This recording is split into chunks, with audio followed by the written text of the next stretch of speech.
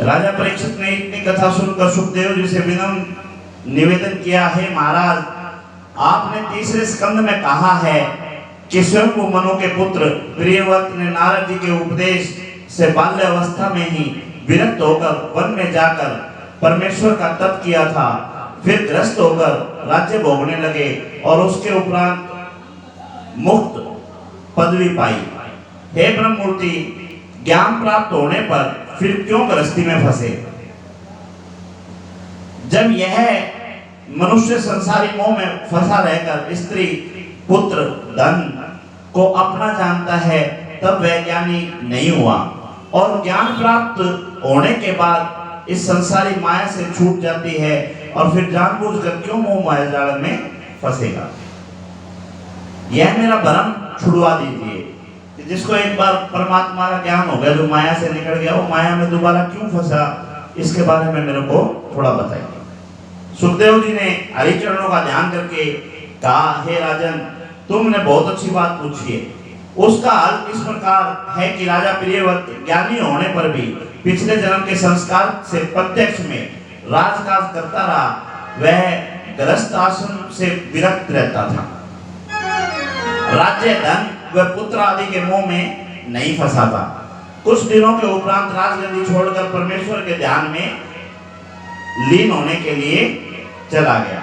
जब पहले नारद मुनि ने के उपदेश से प्रियव्रत ज्ञानी होकर मंदराचल पर्वत पर तप करने के लिए चला गया तथा राजा स्वयं मनु ने वहां जाकर प्रियव्रत से कहा, हे पुत्र, तुम राज्य कर और विवाह करके संतान उत्पन्न करो। उसने उत्तर दिया, हे पिताजी, विवाह करने और संतान उत्पन्न होने से मनुष्य धन और परिवार के मोह में फंस जाता है। इसलिए मैं राजगद्दी पर ना बैठ के संसारी सुख को नहीं चाहता। मैं नहीं चाहता राजगद्दी के ऊपर बैठूं, इन संसारी सुखों को भोगूं। मुझे परमेश्वर का स्मरण व ध्यान करना अच्छा मालूम होता है राजगद्दी के मुकाबले। जब प्रियव्रत ने स्वयं मनु से कहना आरंभ किया तो वो उदास हो गए। पिता कह रहे हैं, बेटा शादी कर, गृहस्थी बसा, राजभोग, और बेटा मना कर रहे तो कोट पिता दुखी नहीं होगा। उसी समय ब्रह्मा जी सनकादिक ऋषियों और देवताओं के साथ लेकर हंस पर चढ़कर वहां आए। जब स्वयं मनु व प्रियव्रत ने उन्हें दंडवत प्रणाम करके उन्हें आदर पूर्वक बिठाया, तब ब्रह्मा जी ने कहा, हे प्रियव्रत, तू ब्याह करना और राजगद्दी पर बैठना क्यों नहीं अंगीकार करता? भाई तेरे पिता कह रहे हैं, तू क्यों नहीं गद्दी संभालता? नारायण जी की आज्ञा है कि क्षत्रिय लोग राज्य करेंगे। 4 वर्ण हैं तो 4 वर्णों में क्षत्रियों को राज्य करने की आज्ञा है।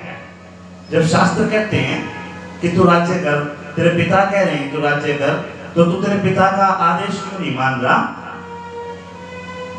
सो तुझे उनकी आज्ञा मानकर संसारी जीवों को बढ़ाना चाहिए। जिस तरह हम नारायण की आज्ञा अनुसार संसार की रचना करते हैं, उसी तरह तू भी उनकी आज्ञा मानकर राजगद्दी पर बैठ, विवाह कर और क्षत्रियों को उत्पन्न कर। कोई जीव उनकी आज्ञा से बाहर नहीं रहता। परमात्मा की आज्ञा से कोई भी बाहर नहीं है। जो कुछ जिसके भाग्य में लिखा है वो होता है। श्याम सुंदर ने जिसे जो काम सौंपा है, उसके सिवा दूसरा उस काम को नहीं कर सकता। जिस तरह बैल की नाक में रस्सी नाथ कर जिधर चाहे उधर जावे, उसका कुछ वश नहीं चलता, इसी प्रकार जीव है। जीव के भी भगवान ने नाथ डाल रखी है। कोई कुछ भी करना चाहे वो अपनी मर्जी से कुछ नहीं कर सकता। जो परमात्मा ने करवाना है वो ही करवाएगा। कोई ढोलक का मास्टर होना है तो ढोलक का मास्टर होगा, कोई वकील होना है तो वकील होगा, कोई भजन गायक होना है तो भजन गायक होगा। अपनी इच्छा से अगर वो बदलना चाहे नहीं बदल सकता। ये सारे परमात्मा करवाने लग रहे हैं। इसी प्रकार क्षत्रियों को परमात्मा ने राज्य करने का आदेश दिया कि तू राज्य कर और प्रजा का ध्यान रख। तेरे पिता तेरे को आदेश दे रहे, तू अपनी आज्ञा का पालन करके और राजगद्दी पे बैठ। किसी को ऐसी सामर्थ्य नहीं है जो परमेश्वर की आज्ञा से तिल भर भी घटा बढ़ा सके। इसलिए वेद की आज्ञा अनुसार सब काम करना उचित है। हे प्रियव्रत, गृहस्थ आश्रम कोई बुरा नहीं है। जो मनुष्य काम, क्रोध, अहंकार, लालच, मन और इंद्रियों को अपने अधीन रखे, उनके वश में न हो, उसको वन व गृहस्थी दोनों जगह पर बराबर रहना चाहिए। जिसने उनको अपने वश में किया, वो चाहे फिर घर पे रहो और चाहे फिर वन में रहो, और जिसने उनको वश में नहीं किया, वो फिर से बाबे बन जाओ, सन्यासी बन जाओ, कोई फायदा नहीं। इन इंद्रियों को और ये जो 5 दुश्मन हैं, इनको काबू में रख ले और फिर तो ग्रस्त रहे। सन्यास क्यों लेता है? क्योंकि वह तो बलवान शत्रु अपने साथ रखता है। जो इन इंद्रियों के ऊपर काबू नहीं रखता, तो ये स्वतः ही उसके दुश्मन हैं, ये उसका नाश कर देंगे। बाहर के दुश्मन की जरूरत है ही नहीं। मनुष्य पर देव ऋण, पितृ ऋण, ऋषि ऋण, 3 प्रकार के ऋण होते हैं।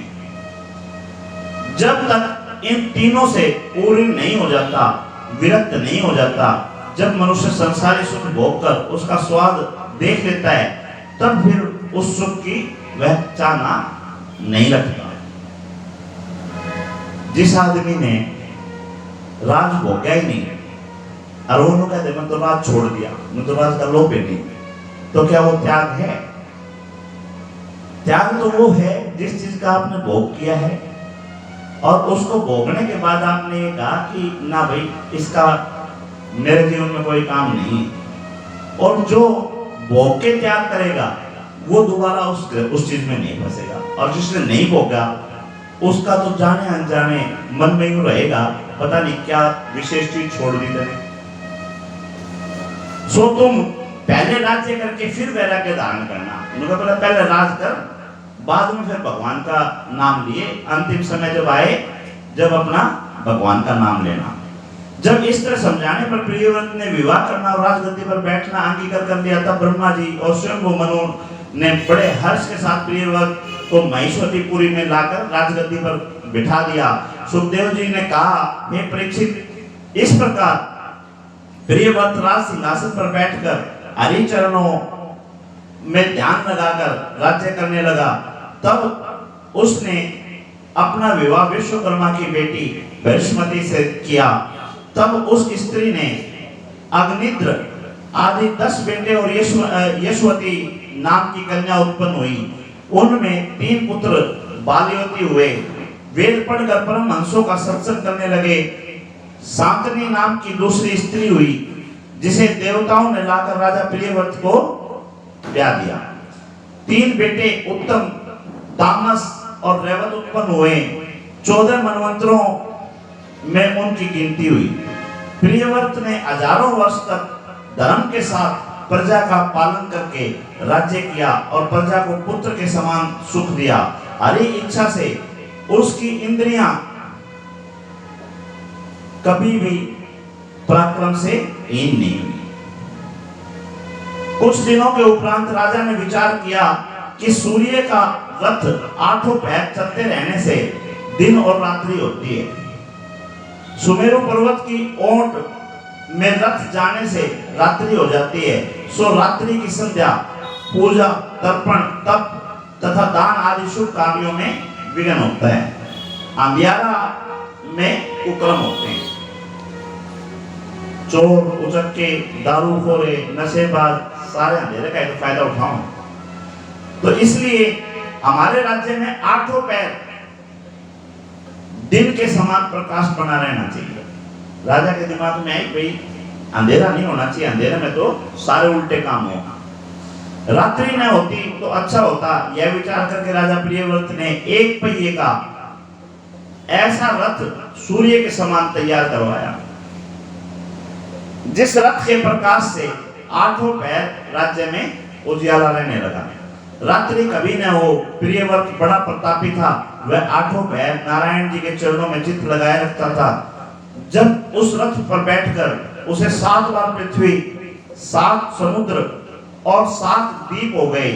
पहला जम्बूद्वीप जो लाख योजन के घेरे में है और भरतखंड इसी द्वीप का नाम है। इसमें चारों ओर खारे पानी के समुद्र हैं। दूसरा पाक द्वीप जो 2 लाख योजन के घेरे में है, उसमें चारों ओर ऊख के रस का समुद्र है। तीसरा शाल्मली द्वीप जो 4 लाख योजन के घेरे में है, उसके चारों ओर मदिरा का समुद्र है। चौथा कुश द्वीप जो 8 लाख योजन के घेरे में है, उसके चारों ओर घी से भरा हुआ समुद्र है।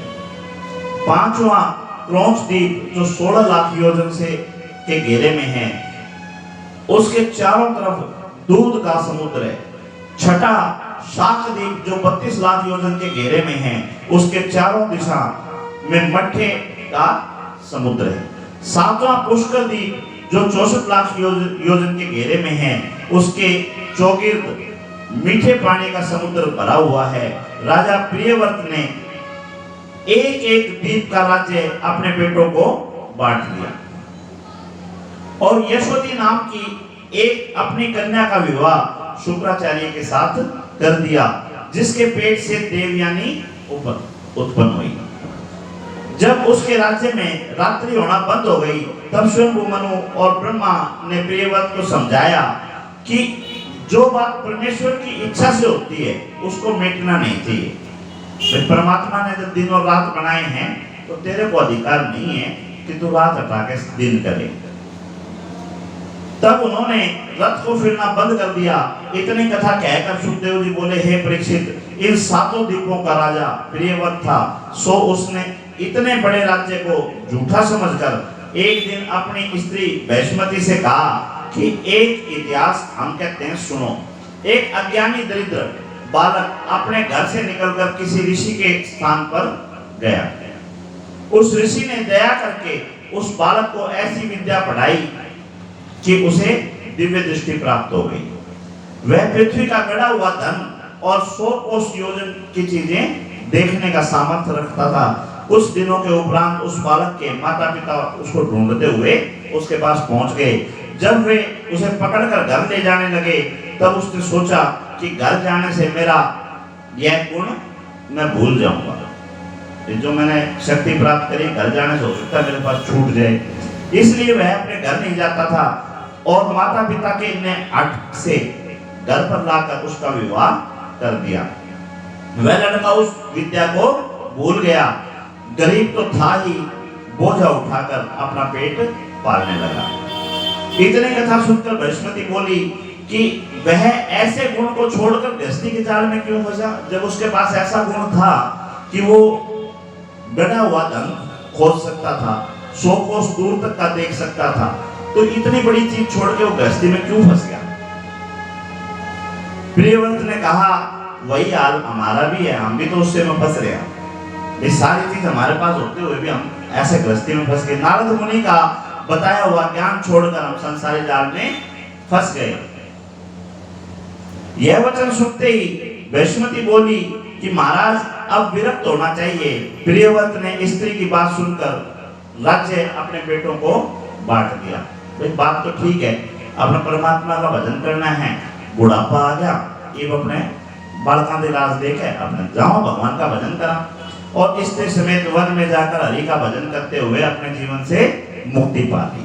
जो लोग परमेश्वर की शरण में जाते हैं उन्हें सच्चा सुख प्राप्त होता है, क्योंकि बाकी जो सुख हैं वो क्षण भर के होते हैं। गाड़ी आ गई, एक बार तो इतने राज्य होंगे बस मार दो ऊपर टीमें बोनी, 2 महीना पाछे दूसरी गाड़ी देखी उससे बढ़िया है, फिर इसमें मजा को नहीं आया, थार लेनी थी, थार देख ली, BMW लेनी थी, BMW देख ली और भी नहीं लेनी। तो ये सारे क्षण भर के में हैं।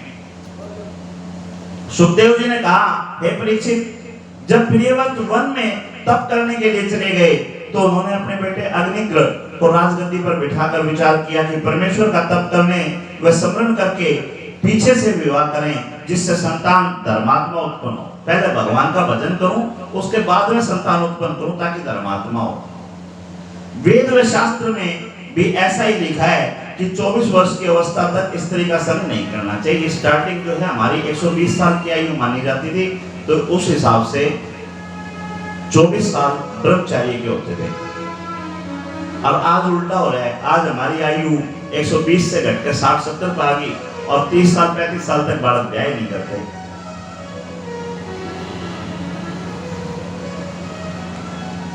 यह विचार कर वह घर से निकल पड़ा और मंदराचल पर्वत पर जाकर रमणीक स्थान पे बैठ के परमेश्वर का तप करने लगा। जब बहुत दिन बीत गए तब इंद्र ने अपना इंद्रासन छीन जाने के डर से महासुंदरी पुरुचिति नाम की अप्सरा उनका तप बंद करने के लिए भेजी। वह अप्सरा वहां जाकर नृत्य करने लगी, उनके सामने नाच गाने लगी। अग्निग्र का ध्यान छूट गया और उसने उनके रूप में मोहित होकर बोरे के समान उसके पीछे लगा। जिस तरह बोरा होता है वो फूल के पीछे घूमता रहता है, इसी प्रकार अग्निग्र भी अब उस अप्सरा के आगे पीछे दौड़ने लगे और उनका तप भंग हो गया। तुम किस वन में तप कर रहे हो? वहां पर कैसे फल और पुष्प होते हैं? तुम्हारे सिर के बाल बहुत सुंदर हैं, तुम्हारे छातियों के समान ये दिखाई दे रहे हैं। पुरुचिति अपने बालों में जो पुष्प गुथे हुए थे उनकी सुगंध से भंवरे भी उसके चारों ओर घूम रहे थे। बहुत सुंदर सुंदर पुष्प, ये उसका अप्सरा का वर्णन किया है कि कैसे उसने सुंदर सुंदर परफ्यूम लगा रखे थे, कैसे सुंदर फूल लगा रखे थे। वो सारा का सारा उसका नाचते समय घुंघरूं की झनकार सुनकर कहने लगते कि तुम वेदों का स्वर बहुत अच्छा उच्चारण करते हो। शरीर में अगर चंदन आदि सुगंध लगे देखकर बोले कि तुम्हारे तपोवन में नदी की मिट्टी इसी तरह की होती होगी। बोले अप्सरा को देख के बोला भाई तू जहां से आई है, तेरे अंदर से जो खुशबू आ रही है तो कौन सी मिट्टी लगाती है, कौन सा पानी लगाती है, कैसा चंदन है। और उन पे पूर्ण रूप से मोहित हो गए और उनका सारा का सारा ध्यान उसी में लग गया। मुझे तुम्हारा स्थान देखने की अभिलाषा है, तेरा स्थान दिखा गया, सो कृपा करके मुझे दिखला दो। मेरी समझ में तुम लक्ष्मी या नारायण जी की माया हो जो यहाँ आकर नैनों के बाण चलाकर मुझे मारना चाहती हो। परमेश्वर ने बड़ी कृपा करके मुझे तुम्हारा दर्शन करवाया, और मेरी तो तपस्या का फल तू है। तुम्हारी मोहिनी रूप मुझे बहुत भारी है और मैं इससे बाहर निकल नहीं पा रहा। राजा की यह बात सुनकर पुरुचिति समझ गई कि अब ये पूर्ण रूप से मेरे ऊपर मोहित हो चुका।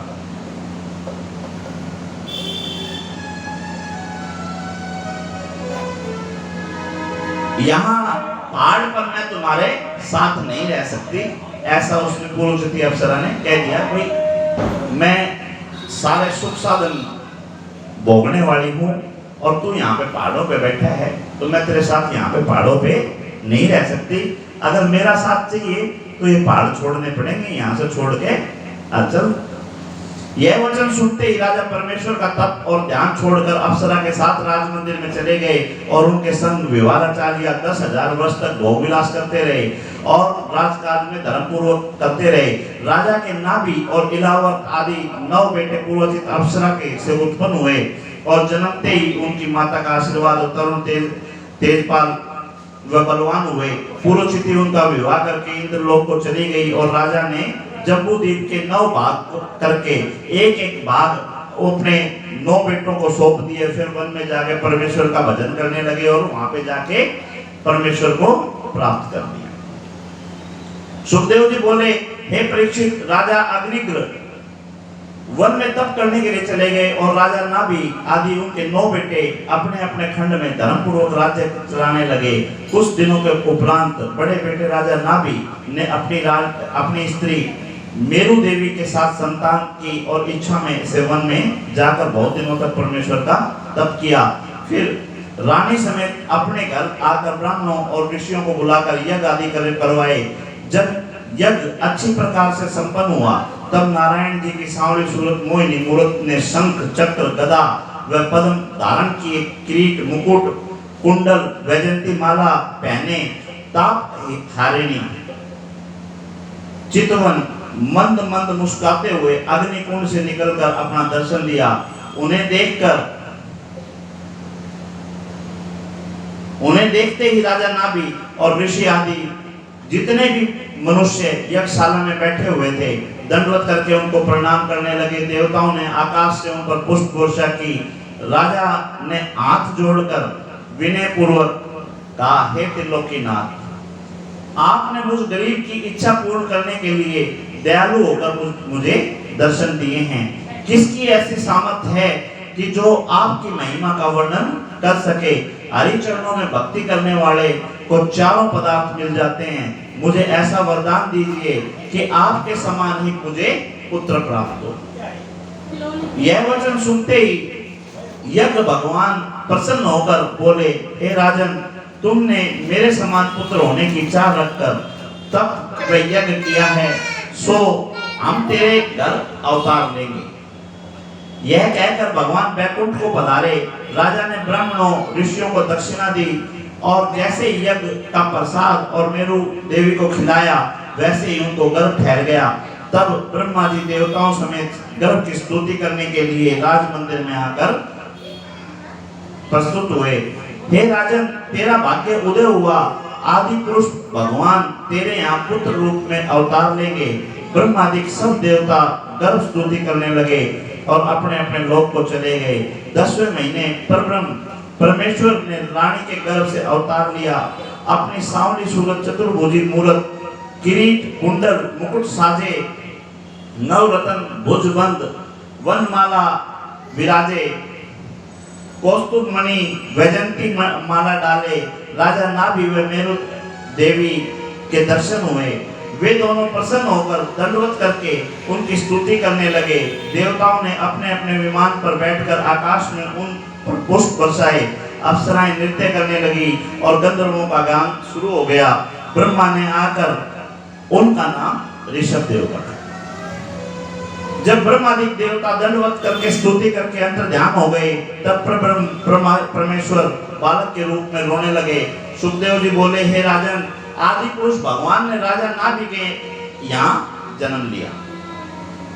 राजा ने उन्हें परमेश्वर का अवतार समझकर बड़े हर्ष के साथ ब्राह्मणों व याचकों को इतना दान व दक्षिणा दी, इसके राज्य में कोई मनुष्य दरिद्र न रह गया। राजा और रानी ऋषभ देव की बाल लीलाओं को सुख पाकर अपना जीवन सफल बना रहे थे। जब ऋषभ देव श्यामे हुए, राजगद्दी पर बैठने योग्य हुए, तब राजा ने अपने मंत्री और प्रजा के साथ विचार करके उनको गद्दी पर बैठकर परमेश्वर का भजन करना चाहिए। यह विचार करके राजा ने ज्योतिषियों से शुभ मुहूर्त निकलवाया, ऋषभ देव को राज सिंहासन पर बिठाया और स्वयं वन में जाके भगवान का भजन करने लगे। ऋषभ देव ने धर्म के साथ प्रजा का पालन करके ऐसा राज्य किया कि उनके राज्य में शेर और बकरी एक ही घाट पे पानी पिया करते। मतलब किसी को किसी प्रकार का कोई भय नहीं था। और एक राजा के लिए सबसे बड़ा काम यही होता है कि उसकी प्रजा खुशहाल रहे, आपस में प्रेम से रहे। तब राजा इंद्र ने सब छोटे व बड़ों को मुंह से उनका यश व प्रताप सुना। तब वह ढाक से उनके राज्य उत्तर भरतखंड में पानी नहीं बरसाया। अब जब उसकी इतनी तारीफ सुनी तो इंद्र देवता ने थोड़ा ईर्ष्या कर ली और ईर्ष्या करके उनके राज्य में पानी नहीं बरसाया। जब ऋषभ देव को यह बात मालूम हुई तो उन्होंने इंद्र के अज्ञान पर हंसना आरंभ कर दिया। अब देख कैसा अज्ञानी है।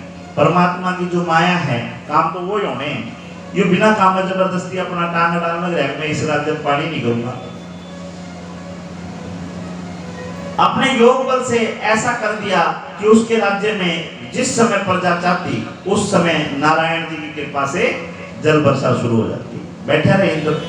भगवान की जो माया है उसका कोई मुकाबला थोड़ी ना है। जब इंद्र ने ऋषभ देव जी की यह महिमा व प्रताप देखा तो उन्हें परमेश्वर का अवतार जानकर अपना अपराध स्वीकार किया और स्वयं की जो बेटी थी जयंती, वो उसके साथ ब्याह दी। ऋषभ देव जी के उसी स्त्री से 100 पुत्र उत्पन्न हुए। उनमें 9 बालक विरक्त हो गए। 9 बालक जो थे वो संसार को छोड़कर अपने भगवान का भजन में चले गए। वे वन में जाकर परमेश्वर का ध्यान करने लगे। उन्हें ही नव योगेश्वर कहते हैं। उन्होंने राजा जनक को ज्ञान का उपदेश दिया। यह कथा 11वें स्कंद में आएगी। नौ खंड के राजा हुए। भरत नाम का उनका बेटा अपने पिता की राजगद्दी पर बैठा और 81 बेटे ब्राह्मणों के समान वेद पढ़ने लगे और तप करने लगे। पहले राज्य बड़ा बेटा ही करता था, तो भरत जो था वो राजगद्दी के ऊपर बिठा दिया।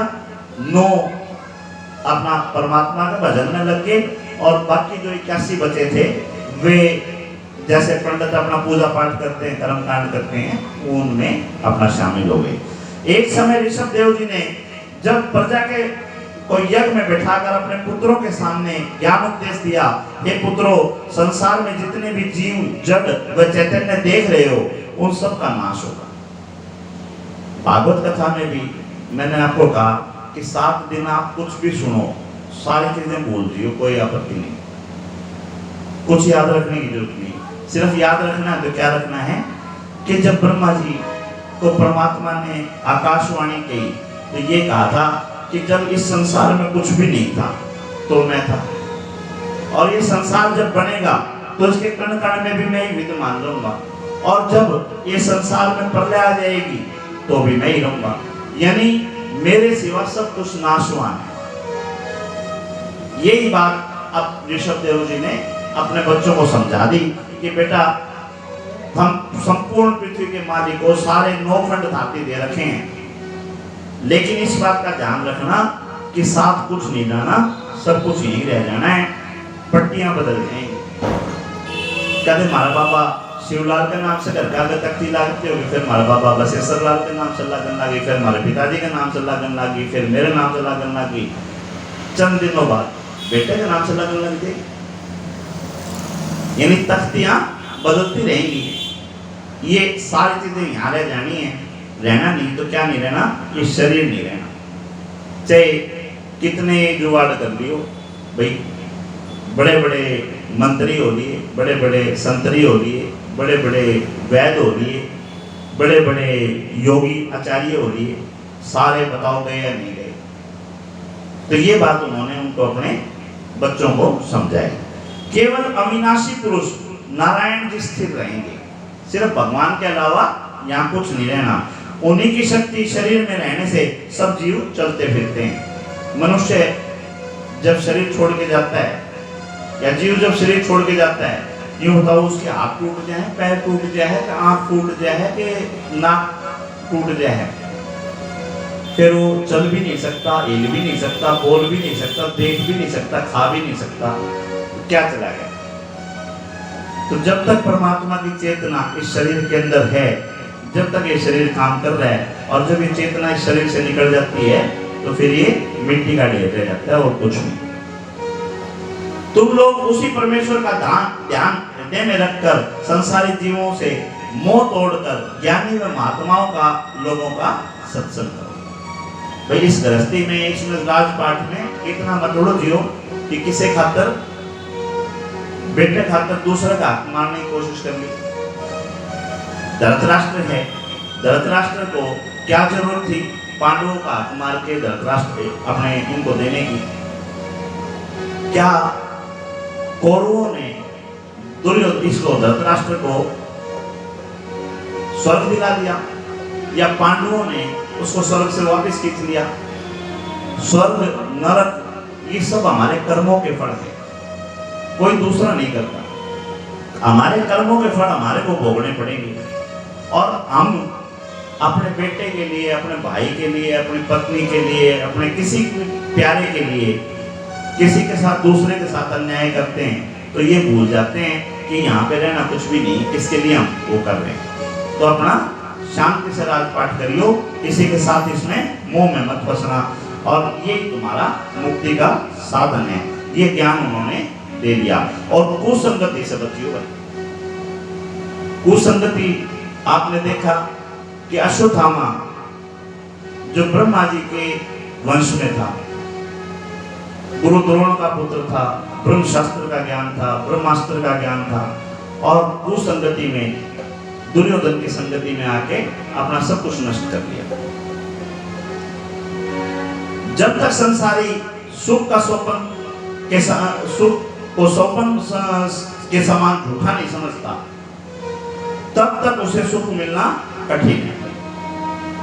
जो सुख है इसको सोपन नहीं समझेगा, वे तो सपना है, जब तक इससे निकल नहीं सकता। अब माताएं हैं, जब छोटे थे तो मन में इच्छा ये रही होगी कि अच्छी ड्रेस मिल जाए, ड्रेस मिल गई, ड्रेस मिलने के बाद में अब ड्रेस की चाह नहीं थी, फिर अच्छी एजुकेशन मिल जाए, अच्छी एजुकेशन मिल गई, फिर संतुष्टि नहीं थी, फिर अच्छा जोड़ीदार मिल जाए, फिर अच्छा घर परिवार मिल जाए, वो भी मिल गया, फिर भी संतुष्टि नहीं हुई, फिर बोला बच्चे हो जाए, फिर बच्चे होने के बाद में संतुष्टि हो जाएगी, फिर भी संतुष्टि नहीं, फिर बोला बहू बढ़िया मिल जा, बहू बढ़िया मिल गई, फिर भी संतुष्टि नहीं, बोला ये पोता पोती तो हो जा, फिर भी संतुष्टि नहीं।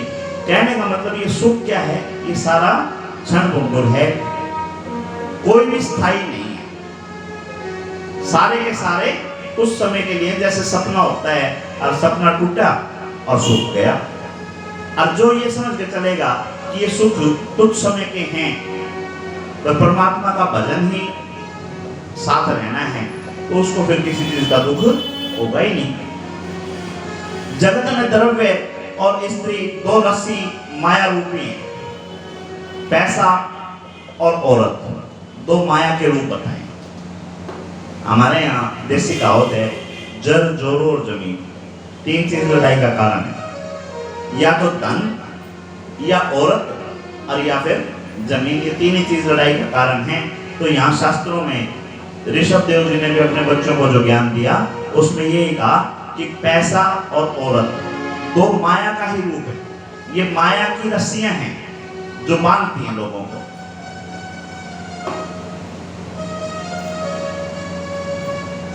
जिसमें सारा जगत बंद कर नष्ट हो जाता है। जो मनुष्य इन दोनों से अलग रहकर माया जाल से छूट जाता है, पर इन दोनों से बचना और संसारी मोह माया को छोड़कर परमेश्वर के चित्त में चित्त लगाना सहज नहीं है। इन दोनों चीजों को छोड़कर भगवान में ध्यान लगाना इतना आसान भी नहीं जितना आसानी से कह दिया।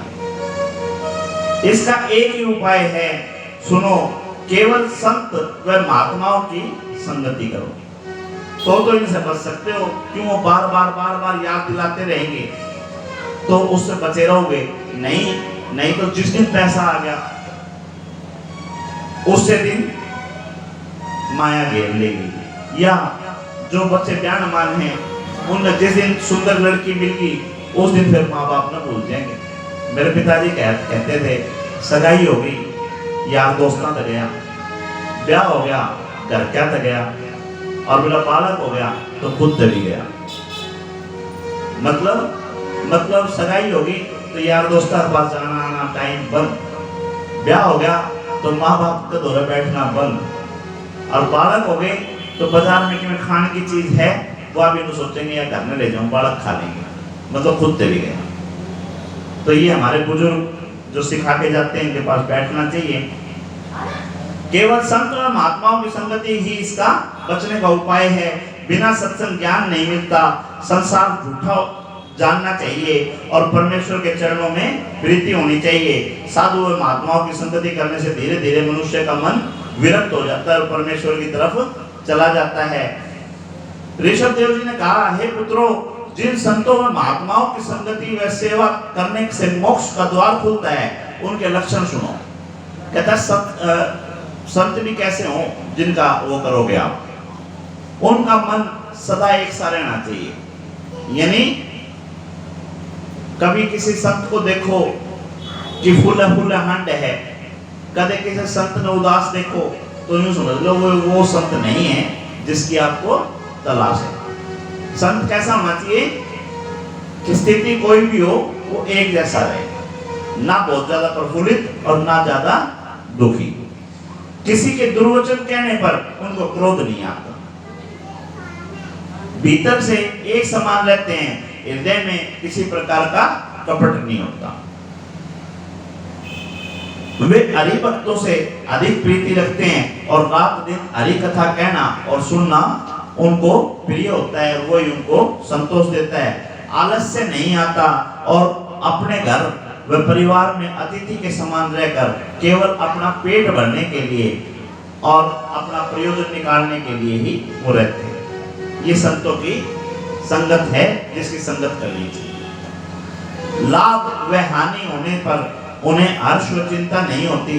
अतिथि का एक लक्षण यह भी है कि जिस तरह से कोई परदेसी कंगाल दूसरे ग्राम या नगर में पहुंचे और एक दिन किसी के घर में भोजन करके दूसरे रोज वहां से चला जाए तथा भोजन देने वाले से कुछ मोह उत्पन्न नहीं करे। जैसे पेड़ पौधे होते हैं, पेड़ पौधों के ऊपर पक्षी आके बैठते हैं और किसी ने आके वहां पे मकान बनाया, तो मकान बनाया तो पेड़ पौधे तो काट दिए। पेड़ पौधे काट दिए तो क्या वो पक्षी वहीं घूमते रहते हैं? वो उसको छोड़ के दूसरी जगह चले जाते हैं। तो सन्यासियों का भी ये या संतों का भी ये नियम है कि संत भी आपको एक जगह बैठे नहीं मिलेंगे, अपना काम करा गए। ये नहीं है कि आज यहाँ खीर पूरी खाने मिलेगी तो पूरे अपना झंडा गाड़ लिया, अब वही बुरो से जाना ही नहीं। दूसरा लक्षण अतिथि का सुनो, जैसे पक्षी किसी मकान में घोंसला बनाकर रहते हैं, वहां दाना पानी खाते पीते रहते हैं और जिस दिन वह मकान गिर जाए तो वे उसकी सोच विचार नहीं करते और वहां से निकल जाते हैं। तीसरा लक्षण अतिथि का यह है कि जिस तरह खीरे का फल ऊपर से एक होकर भीतर से 3-4 फांक अलग होती हैं, उसी तरह ज्ञानवान गृहस्थी भी प्रकट में स्त्री और पुत्र के मोह से विरक्त रहते हैं।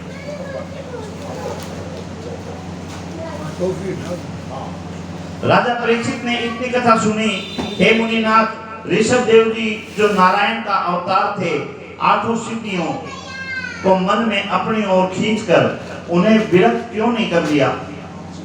जो मनुष्य काम, क्रोध, मोह, लोभ, मन और इंद्रियों को अपने वश में रखता है, उसे असिद्धि की ओर देखने से डर व खटका है। अतः ऋषभ देव जी तो उन सबको अपने अधीन किए हुए थे, उन्होंने असिद्धियों की ओर क्यों नहीं देखा? यह वचन सुनकर ऋषभ देव जी बोले, सुखदेव जी बोले, हे राजन, यह चंचल मन काम, क्रोध आदि बड़े बड़े बलवानों की कुशल गति पाने से वश में नहीं रहता।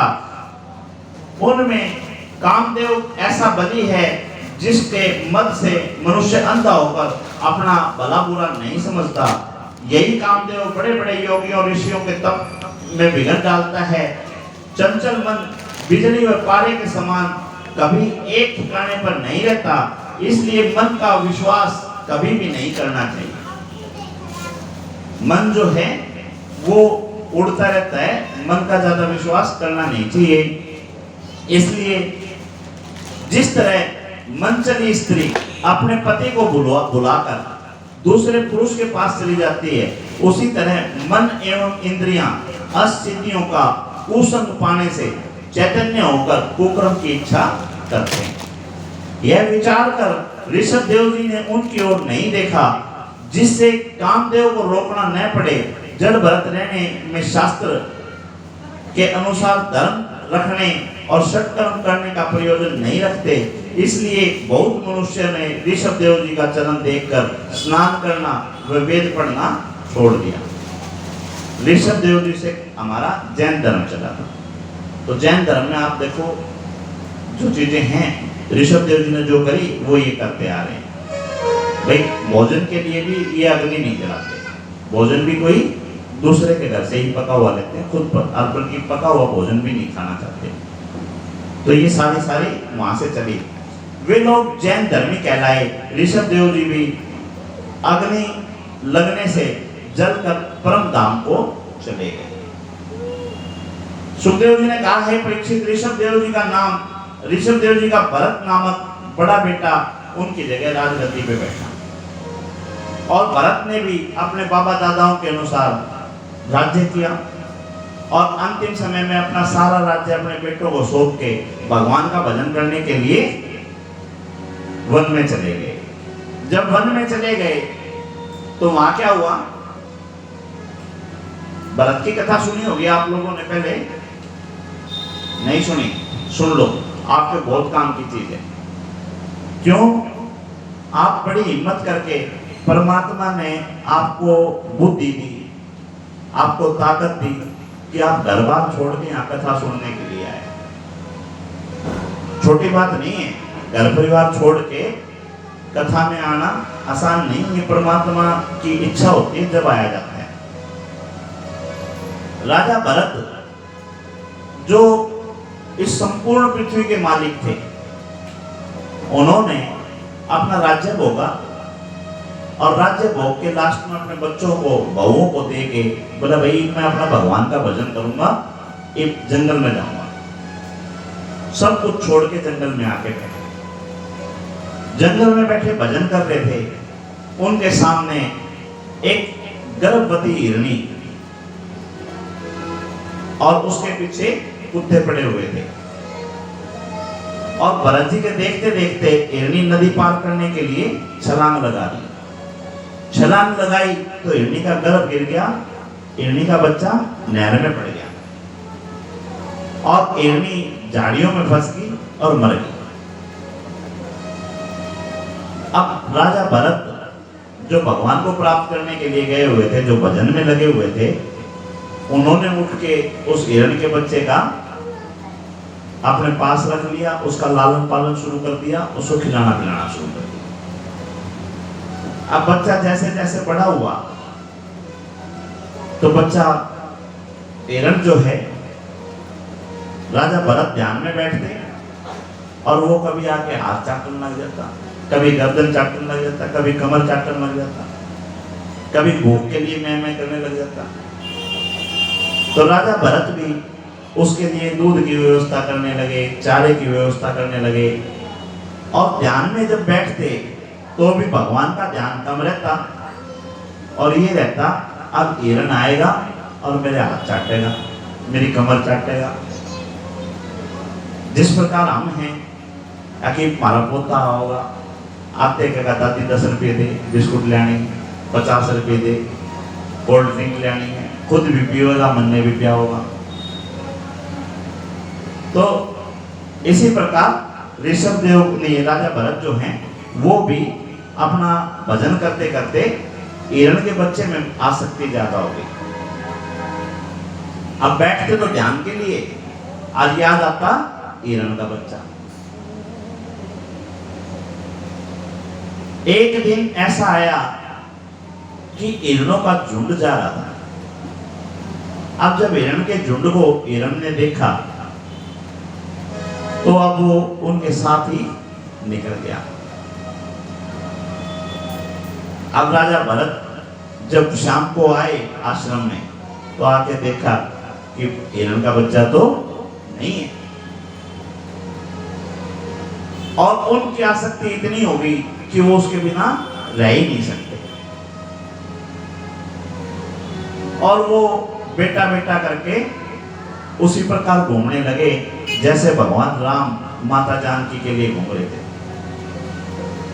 पेड़ पौधों को, सूरज चांद सितारों को, सबको उड़ाना देने लगे कि ये तुम्हारी सबकी साजिश है, तुमने मेरे बेटे को छुपा लिया, तुम्हारे को पता है वो कहां है, लेकिन तुम जानबूझ के नहीं बता रहे। अब यूं बताओ, हिरण अपने परिवार झुंड के साथ निकल गया था, उसको किसी से मोह ममता थी नहीं। और राजा भरत बेटा बेटा करते, हिरण हिरण करते, उन्होंने अपना शरीर त्याग दिया। हमारे शास्त्र कहते हैं कि अंतमति सो गति, अंत में जैसी आपकी मति होती है वैसी ही आपकी गति होती है। राजा भरत ने प्राण त्यागे हिरण हिरण करते हुए और अगला जन्म उनको मिला हिरण का। और परमात्मा की माया उनको याद रहेगी कि पिछले जन्म में तो संपूर्ण पृथ्वी का मालिक था और परमात्मा की प्राप्ति के लिए तू आया था और तू हिरण के बच्चे में आसक्ति करके और आज हिरण का बच्चा बन गया। कहां तू परमात्मा को प्राप्त करने आया था? जैसे तैसे वो जीवन उन्होंने पूरा किया। अगला जन्म फिर से उनको मनुष्य रूप में मिला और इस बार भी उनको अपने पिछले दोनों जन्म याद थे। अब जिसने यूं बताओ कि आग का हाथ लगाया और हाथ जल गया, वो अग्नि के अंदर हाथ देगा? या यूं समझो 2500 वोल्ट के तार जा रहे हैं, किसी ने देखा कि इसे करंट लग को चिपकन मरे हैं, तो क्या उन तारों को कोई पकड़ेगा? अब राजा भरत ने भी ये देखा था, कितना सब कुछ छोड़ के परमात्मा को प्राप्त करना चाहा, और अंतिम समय में तो हिरण करता हुआ हिरण बन गया। और इस जन्म में भी अगर तुमने आसक्ति पाल ली तो फेरी ने वो घूमता रहियो। ऐसा विचार करके राजा भरत ने मन में निश्चय कर लिया कि अब की बार मैंने किसी से आसक्ति रखनी ही नहीं। अब उन्होंने बोलना बंद कर दिया और अपना भगवान का भजन करते रहते। माता पिता चाचा ताऊ भाई बंधु सारे के सारे राजा भरत से भरत पानी लाते, भरत यो करते, भरत वो करते, और भरत ने किसी से कोई लेना देना नहीं। भरत अपने भगवान के भजन में लगा रहता। तो सब ने कहना शुरू कर दिया कि ये तो बाठा है, जड़ है। अब भरत का नाम जड़ भरत हो गया कि ये जड़ भरत है, बाठा है यो, इसने कि मैं बोलने जाओ यो कौन जवाब दे। एक दिन आया, माता पिता का साथ छूट गया, भाई भाभीियों का राज आ गया। अब माता पिता तो बच्चे को कैसा भी हो, लंगड़ा लुल्ला हो, पोलियो का मारा हो, आवारा हो, माता पिता तो उसकी सेवा करते हैं, भाई भाभी से उम्मीद नहीं कर सकते। अब भाभी ने भी उसको इग्नोर करना शुरू कर दिया, और एक दिन राजा भरत अपने भजन में चले गए घर से, और भाई भाभी भी खुश हुए, छोटा पीछा भाई और कुछ तो था ही बोले, सवेरे सांझ रोटी बना के देनी पड़े देख ले, तो गया तो ठीक हो गया। और राजा भरत जो अब जड़ भरत बन चुके थे, भगवान का भजन कर रहे थे, और सारी माया परमात्मा की है। जो भी घटनाएं घटती हैं वो परमात्मा की इच्छा से घटती हैं, कोई ना कोई संदेश देना होता है, कोई ना कोई काम करना होता है।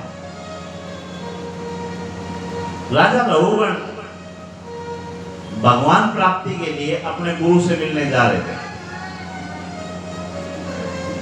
और आजकल तो ये गाड़ियां आ गई, पहले पालकी चलती थी और पालकी में कार लगते थे। राजा की पालकी के लिए एक कार बीमार था और वो नहीं आ पाया, तो राजा ने कहा कि और किसी को पकड़ लाओ भाई।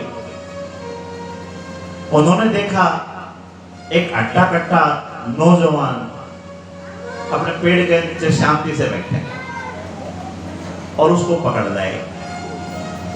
राजा जड़ भरत की ड्यूटी लगा दी कि तू कार बन और पालकी उठा राजा की। राजा की पालकी उठा के जड़ भरत चल रहे हैं। अब सामान्य व्यक्ति और संत दोनों में अंतर होता है दिन रात का। हमारा जीवन अलग है और बाबाओं का जीवन अलग है, दोनों का एक जैसा नहीं है। हमारे तो पोटली में पीछे पासे भी बंदे पाओगे, और उसके है सांस का आटा भी भेगा फ्रिज में धर रखा हो, 2-3 दिन की सब्जी भी बना के धर रखी हो, रोज रोज कौन बना होगा। बाबा है ना को मतलब उन्हें शाम ने किया होगा कि नहीं होगा, सवेरे किया होगा कि नहीं होगा। तो दोनों का जीवन अलग है, और बाबा पालकी में जोड़ दिया। अब बाबा जहां भी कीड़े मकोड़े देखे उनको बचाने की कोशिश करें कि भाई मेरे हाथ से जीव हत्या ना हो जाए। ऋषभ देव तो जैनियों को तो आप जानते हो, मुंह पे भी पट्टी रखते हैं बेचारे, उन्हीं का तो वंश था। वे मुंह पे भी पट्टी रखते हैं कि अनजाने में भी कोई हत्या ना हो जाए।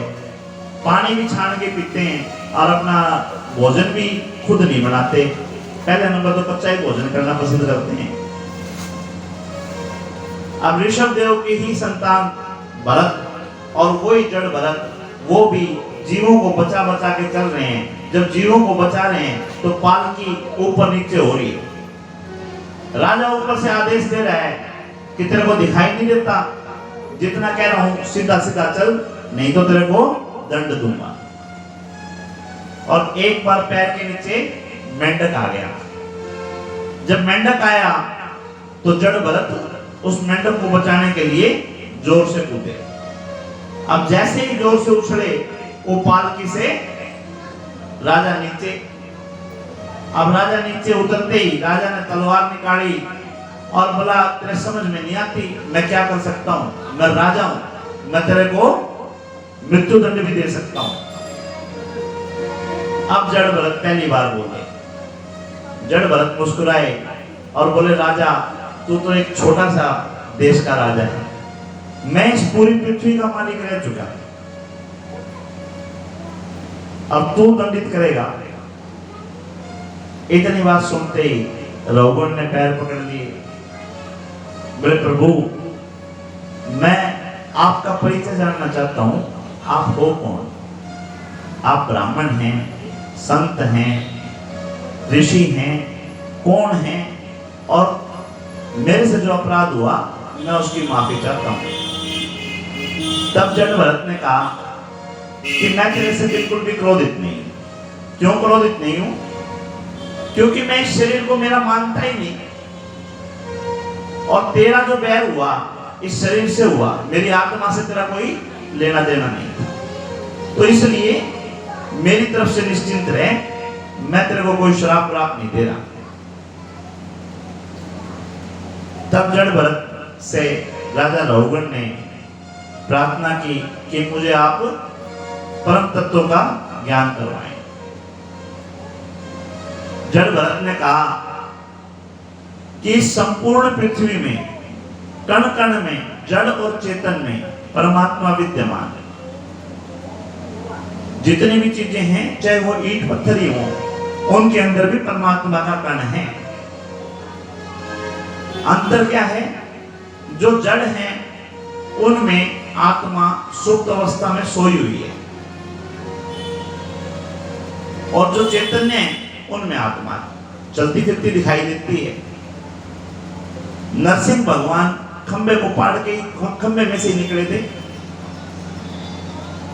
जब कण कण के अंदर विद्यमान है तो परम तत्व क्या है? परम तत्व भी आत्मा ही है और परमात्मा का ही रूप है।